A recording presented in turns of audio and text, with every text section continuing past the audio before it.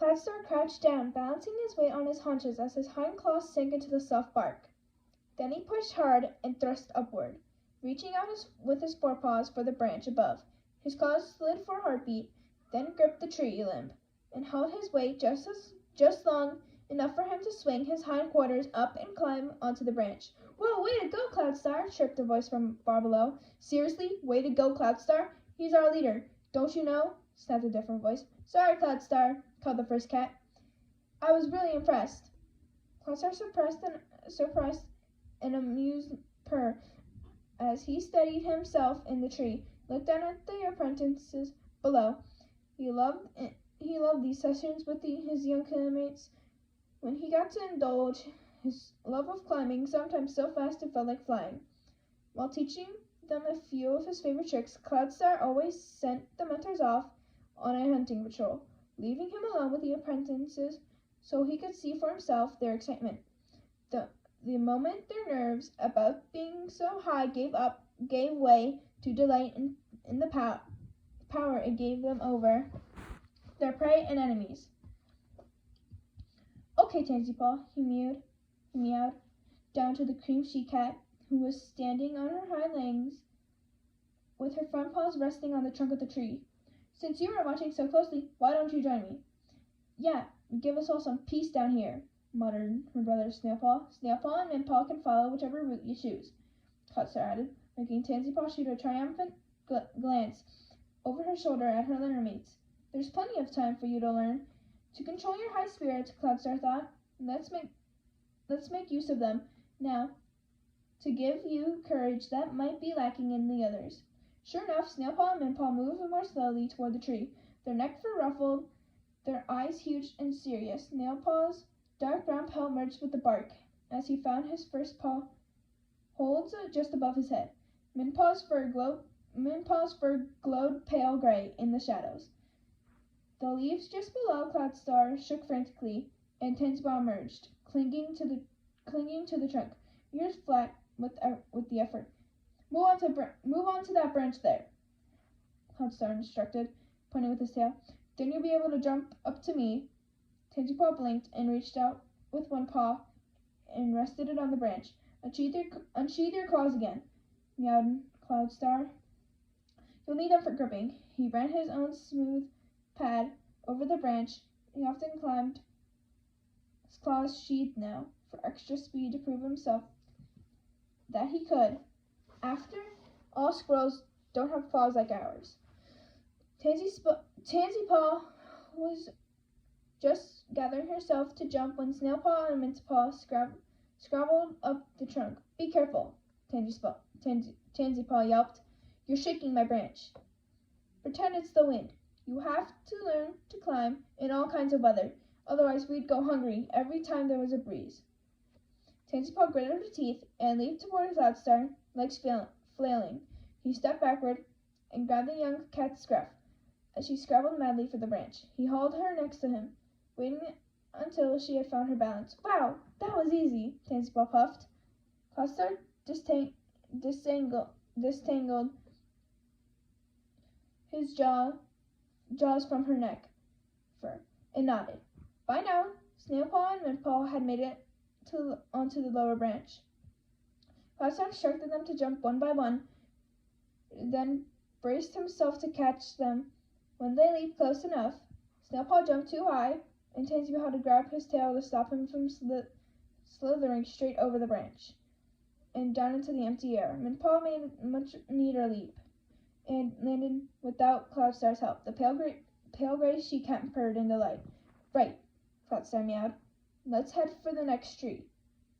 "But we've only just climbed this one," Snailpaw protested. "I don't want to go down straight away." Cloudstar switched his ears. "Who said anything about going down again? Our enemies would pounce on us. We're going to practice branch skipping." Snailpaw's eyes bulged, but Tansy Paw danced excitedly. Yes, I've always wanted to learn how to do that." Snailpaw let out a yelp as the branch bounced. "Stop jiggling, Tansy Paw," he shrieked.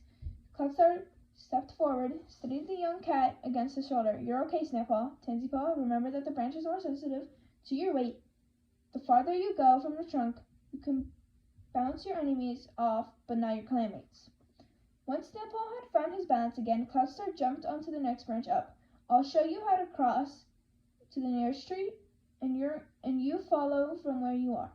He felt 3 pairs of eyes scorching his gray and white pelt as he stepped carefully to the end of the branch. It was thinner than the one below, and for a moment Cloudstar felt his belly lurch as the limb dipped toward the ground. Then it steadied, and he took a deep breath, fixing his eyes on the next tree. Look for a branch that is at least as thick as the one you're on, he told the apprentices, and without too many twigs or leaves, because they could get in your way, most of them. Be realistic. You're not going to be able to jump farther up here than you can on the ground. When you get it right, it'll feel like flying. But as far as I know, these cats have never had wings. He gently let out his breath, then sprang forward, stretching out his front legs toward the closest twigs. It was an easy jump. He didn't want to scare the apprentices in their first lesson, and he landed lightly with all 4 paws on the new perch. He spun around and nodded to the young cat staring anxiously from the other tree. Come on! Tansy Paw went first. She screwed up her face concentration until her pink nose almost disappeared in the cream-colored fur. Then she launched herself out of the tree, hung briefly in the midair. She slammed into the neighboring branch. Cloudstar braced himself to leap down and help her, but Tansy Paw managed to dig her claws into the bark and haul herself onto the tree. I did it! She yelled triumphantly. Excellent! Meowed Cloudstar. Snowpaw, now it's your turn. Look at the place where you're going to land. That's right. Keep your eyes fixed there and jump. The dark brown tabby flew out of the tree as if all cats in Thunderclan were chasing him, and made a desperate grab for the end of Tansy Paw's branch. For a moment he dangled from his front paws and his hind legs swinging into space, but then with a grunt of determination he swung his back feet underneath him and scrambled onto the branch. Great, called Cloudstar. Even Tansy Paw looked impressed. Finally, it was Midpaw's turn. Cloudstar watched her closely. She was smaller than her mates, so this was going to feel like a bigger jump. Staring at the end of the branch until her eyes almost crossed, Midpaw sprang into the air with a tiny squeak. Tansy Paw and Snowpaw shuffled out of her way as she landed next to them, balanced almost perfectly on 4 paws. Wow, that was awesome, Tansy Paw mewed.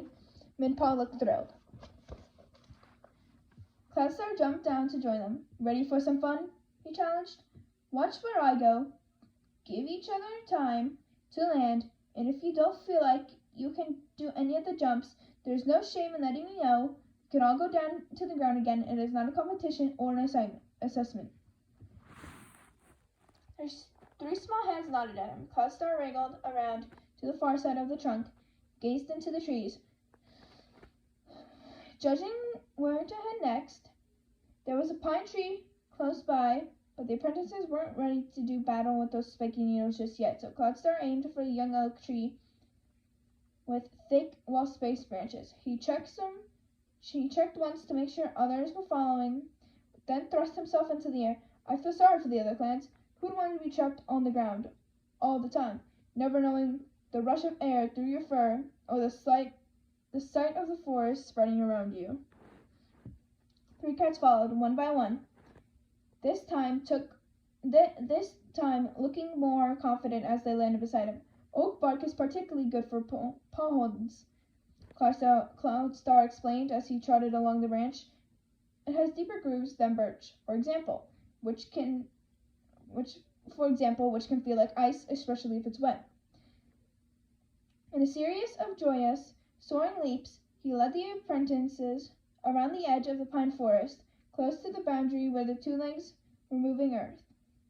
The air was thick with noise and tremors from the yellow monsters, and Midpaw squealed in alarm when one of them loomed out of the trees below them, churring along the ground with strange elongated paws. Get back against the trunk! Cloudstar ordered. There was nothing to suggest that the yellow monster was hunting cats, but he didn't want to take any chances. The cats were in a skymore tree now, the broad green leaves that offered good cover. Cloudstar waited until the apprentices were pressed against the trunk. Then he curled his body around them, facing out. He'd wait until the yellow monster had passed before taking them to the next tree. Suddenly the roaring of the monster got even louder. The tree began to tremble. "What's happening?" yelped Snailpaw. "The monster must be stuck," Cloudstar meowed, trying to peer down through the leaves. He could see the yellow shape directly below, its paws flinging up mud and leaves as they churned on the spot. As Cloudstar leaned over, the tree shuddered so violently that he lost his grip and started to plunge headfirst off the branch. There was a searing pain in his haunches as all three apprentices sank their teeth into his fur. Dragged him back up. "Cloudstar!" gasped Windpaw. "You nearly fell!" The tree was swaying by now and shaking so hard that leaves were starting to fall out around them. "We need to get out of here," Cloudstar panted. "Follow me." He began to pull himself along the branch, keeping 3 sets of claws dug into the bark. He removed 1 foot at a time. The closest tree to them was a fir. The apprentices would have to learn about the dangers of prickly needles sooner than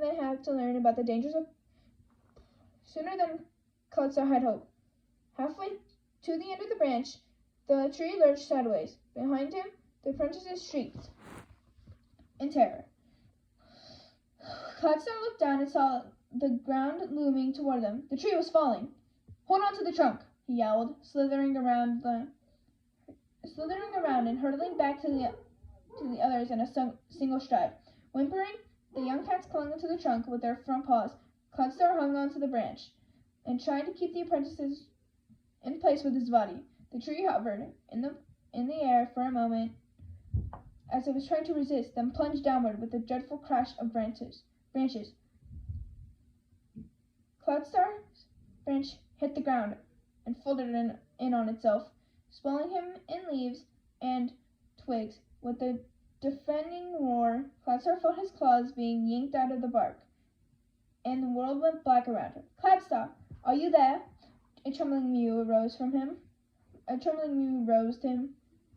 Coming from somewhere in the tangled leaves near his haunches, Cloudstar struggled to sit up, spitting out scraps of dirt. His spine stung, and one of his paws felt strange and numb. But he could move all his legs, and his vision cleared when he shook his head. He scrambled out and clambered over to the debris.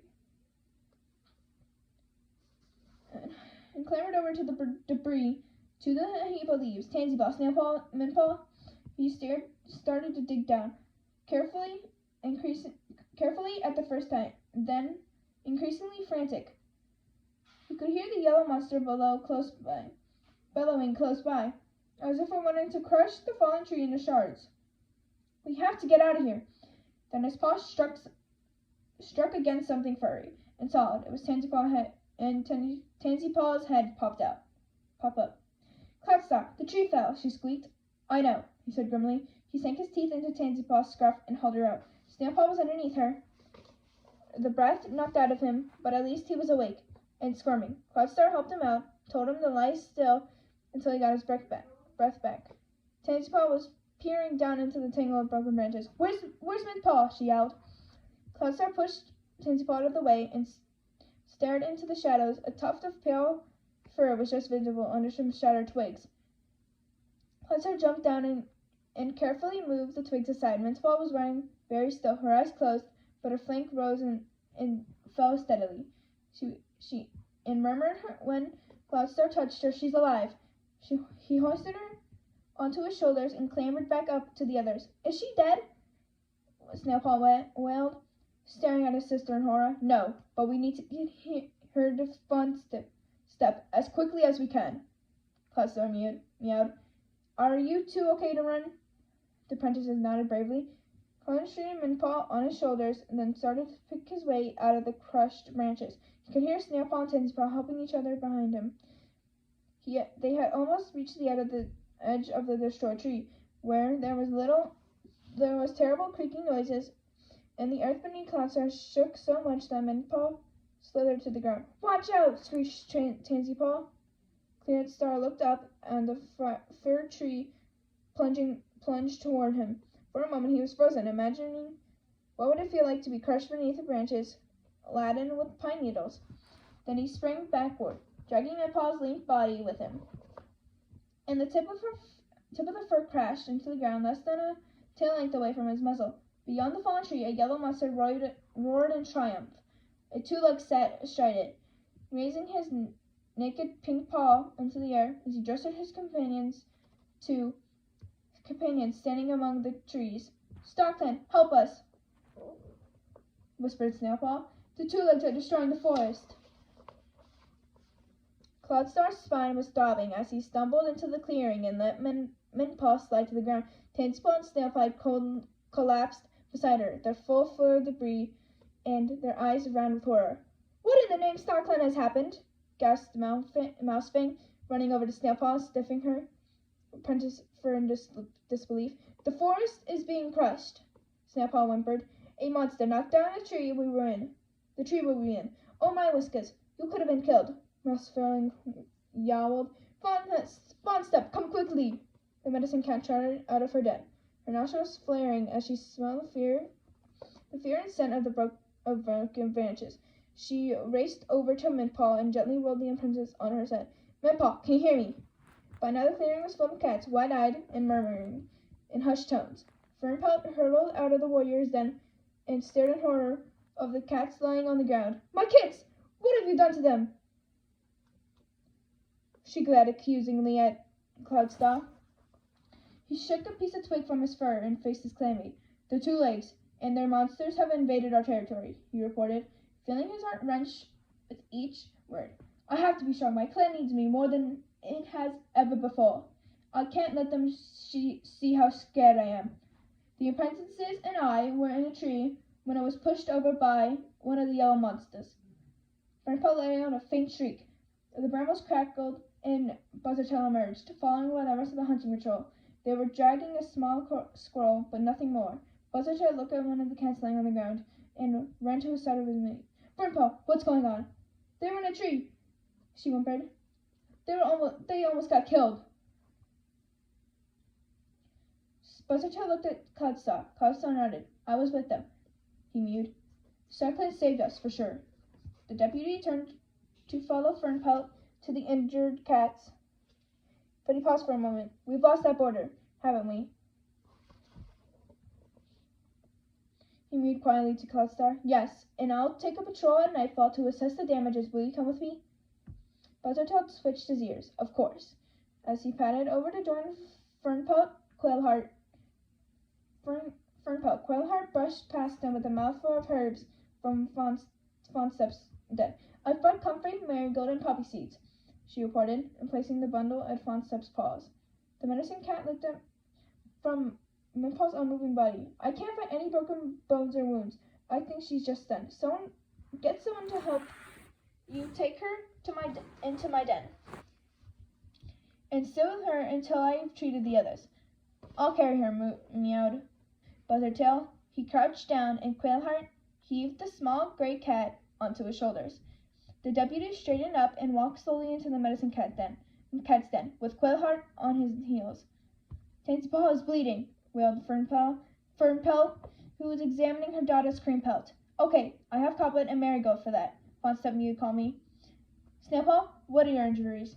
The apprentice sniffed at his pelt. "I feel like the tree fell right on top of me," he complained, "but I don't see any blood." Fawnstep began applying a mixture of Marigold and comfrey to the cut on Tansy Paw's hind leg. "Can you move at all? Can you move all your legs? Any numbness?"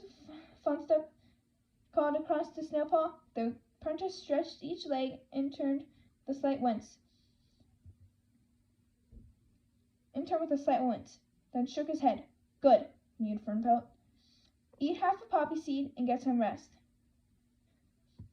The poppy will help you sleep, but be prepared for the bruises to feel even worse tomorrow. And what about you?" mewed a soft voice in Cloudstar's ear. "Are you hurt?" He turned to look into Burnfun's troubled blue eyes. I ache all over, he admitted, but I don't need any herbs. Butterfly blinked. Fern pelt's right. You could have died. There are always dangers in the forest, Cloudstars pointed out. Not like this, not inside our territory. Butterfly gazed at him. It's bad, isn't it? Yes, Cloudstars admitted. It's bad. Should we prepare to leave? Asked Sniper, patting over with his apprentice Opal beside him. And go where? Mousewing demanded. Two-Leg Place? Across the river? RiverClan might have something to say about that. We're not going anywhere. Cloudstars declared, drawing a painful breath as he raised his voice. Around him, his clanmates fell silent and stared at him. We are safe here. Tomorrow we will assess how far the Two-Legs have invaded and set new border marks. This is our home, but we don't know how far the Two-Legs will come, blurted Hazelwing. My kids are far too small to survive the falling trees. No, we're not, Hedgekit insisted. I'll chase those Two-Legs off if they come anywhere near us. Grrr! We don't stand a chance against those yellow monsters, Greenleaf put in. SkyClan is going to be destroyed. Never say that, Cloudstar snarled. As your leader, I will give my last breath to keep you safe. I promise the Two-Legs will not harm a hair on your pelts or touch one branch of our homes. StarClan is watching over us. How else would we have escaped the falling tree today? They know that this is our home, and they will protect it. Are you sure? Meowed Stouffer. He was standing beside Tansypaw, keeping his apprentice still, while the poultice on her wounds dried. Did you see them fighting the Two-Legs and their yellow monsters? Did they catch you as the tree fell? That's not the way the StarClan works, and you know it. StarClan replied, forcing his fur to stay flat. We must have faith. And we must have faith in Cloudstar, too, rasped a frail voice at the edge of the clearing. A rose cream she-cat with dark green eyes stood trembling at the entrance of the Elder's Den. He has led us well until now. We should listen to him. Thank you, Pedophile, Cloudstar meowed, dipping his head. You need to get some rest. One of the apprentices will bring you something to eat. The elderly cat turned to go back into her den. Don't trouble the young ones with chasing after me, she grunted. Let them feed the rest of the clan, for toothless old badgers like me don't deserve to pick up the fresh kill file. In three strides, Cloudstar crossed the clearing and was standing close to Pedophile. Never let me hear you talk like that, he hissed quietly. You served your clan as well as any cat here. In fact, better than most. If you hadn't started suffering with the falling sickness, you would have been leader in my place. You know that as well as I do. Before the previous leader, Flystar, had lost his life, his deputy, Pedophile, had been forced to retire to the Elder's Den after suffering a number of alarming fits. She sat on a fish when she lost consciousness for a while and trembled onto the ground like a wind-tossed leaf. Footsteps seemed to keep the fits at bay with tiny doses of poppy seed, but the she-cat was far frailer than she could have ever been, and rarely ventured out of camp now. Pedophile, are you refusing to eat again? Called a voice from inside the Elder's Den. It was Starling Feather. There was a rustling sound, and the dark brown Tom stuck his head out of the branches. I heard what happened by the border, he meowed to Cloudstar and turned to Pedophile. Sounds like Cloudstar has enough to sort out with you making a fuss about food, he snorted. Now get in here and stop distracting him. The old Tom's voice was curt, but Cloudstar noticed the way he gently laid his tail across Pedophile's shoulders and steered her back in her nest. Slowly, the clearing emptied, with the birdflight helping Hazelwing round up the thoroughly overexcited kits and herd them back into the nursery. Cloudstar and Buzzletail were left alone. Shadows gathered beneath the trees, and above them, the purple sky was starting to show claw pricks of starlight. What do you want to go to the borders? Buzzletail asked. Cloudstar tilted his head and listened for a moment. The forest was quiet now. The earth beneath his feet was still The two legs and his yellow monster stopped whatever they're doing. Let's burn up a patrol right away, Cloudstars suggested. The sooner we get back, the longer we'll all have to rest before dawn. Accompanied by the general rush of leaves, the occasional hoot of a lonely owl,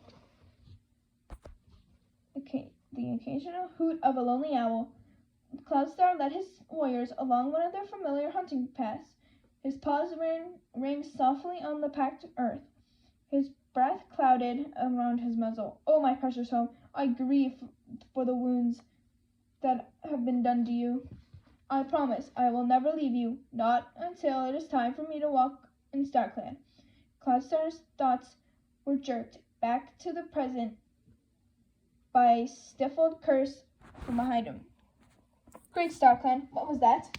Weasel Whisker had stopped dead and was now staring at the heap of splintered branches and fast-wilting leaves that blocked the path in front of them.